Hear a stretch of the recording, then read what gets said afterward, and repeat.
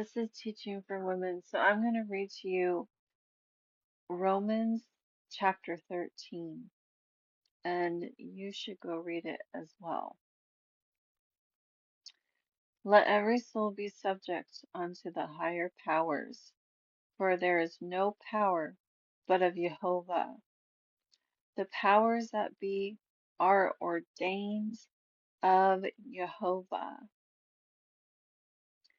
Whosoever therefore resisteth the power, resisteth the ordinances of Yahovah.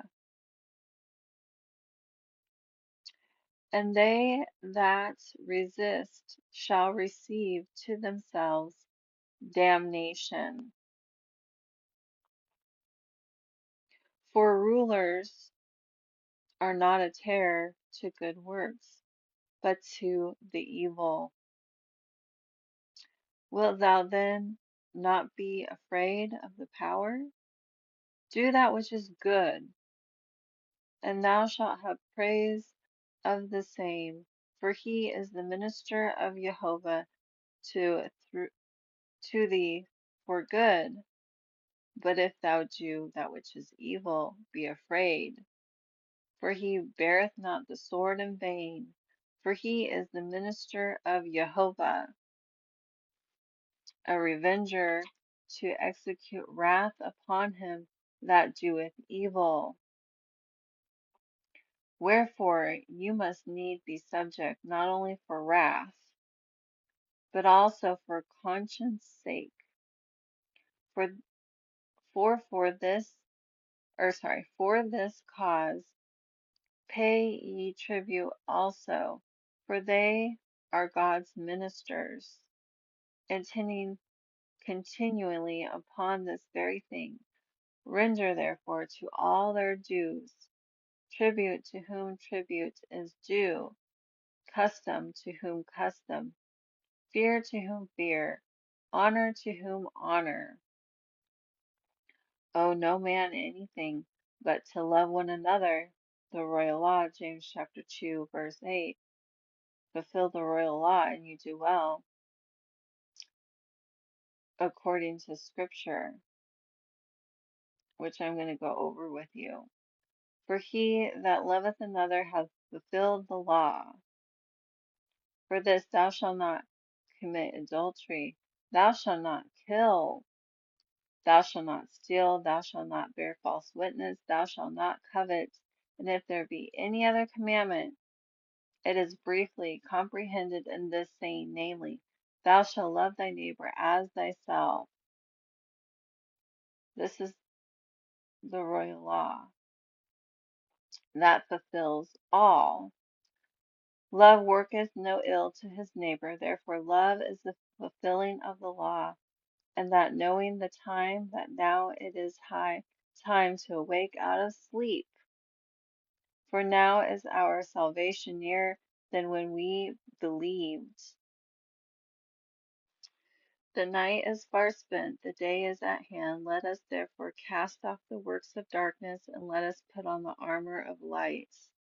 Let us walk honestly, as in the day, not in rioting and drunkenness, which is pride, not in chambering and wantonness, not in strife and envying, but put ye on the Lord Yeshua Messiah, and make not provision for the flesh to fulfill the lust thereof. Yeshua was prophesied in Deuteronomy 18 and in Acts 3 to refresh the covenants at Horeb. And he did that when he gave you his first and second commandment in Matthew 22, to love God with all your heart, soul, and mind. 2 John chapter 1 tells you he didn't write a new commandment unto you, but one from the beginning. He quoted Deuteronomy chapter 6, to love the Lord thy God with all your heart, with all your soul, with all your might, is to keep the 10 commandments in your heart, teach them to your children. He just listed several of them here. And the promise that came with that was that you would have a long life. This is the Jehovah's 5th commandment, to honor your father and your mother in Ephesians chapter 6, verse 3. And in Deuteronomy chapter 6, it tells you it is Yahovah's righteousness. It will be your righteousness. It will be your righteousness to do all those commandments, to do good.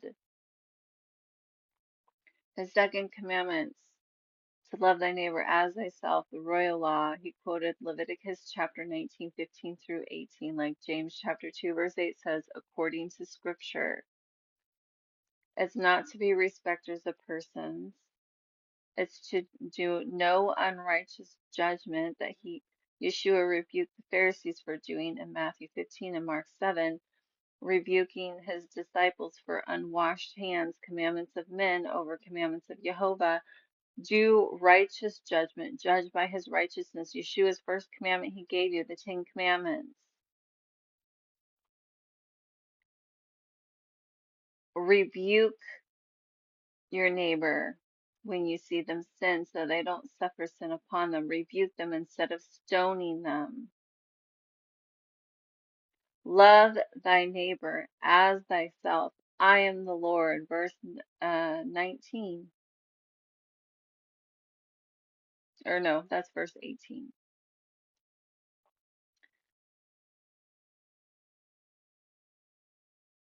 What is happening right now is ordained by Yahovah.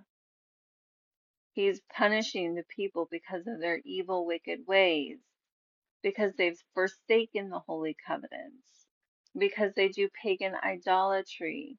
And we are the cause of that. We push the pagan idolatry to the four corners of the world. Jeremiah 10, Jeremiah 4:7-44, Christmas and Easter, Ishtar, Queen of Heaven, that they gathered the sticks, broke Sabbath, gathering the sticks to bake cakes to the Queen of Heaven.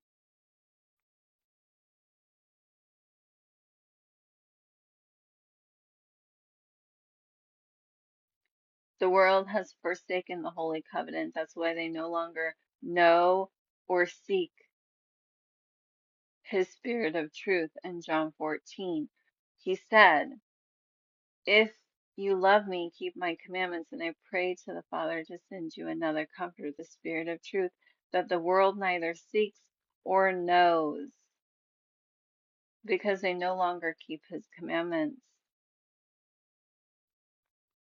For the grace of God is not Jude chapter 1 verse 4.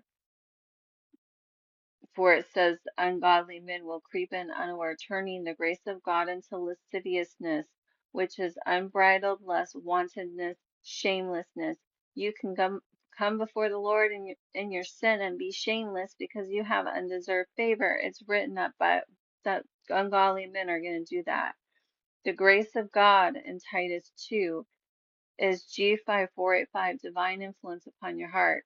And it teaches you to deny sin and lusts of this world so you can live righteously, keeping Yeshua's first and great commandment he told you to keep. That will be your righteousness, the Ten Commandments,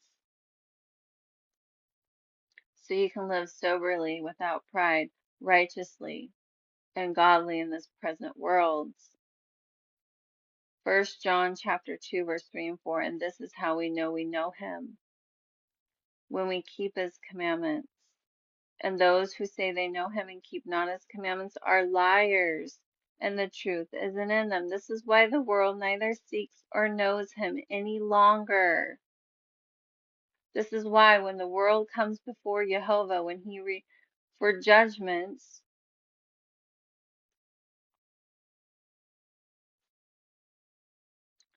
come judgment day,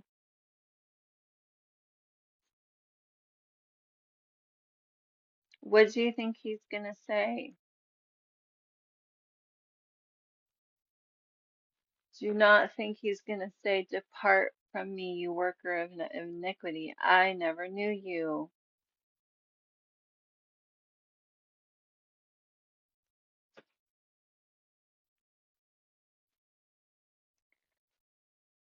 Keep the Ten Commandments and eat clean.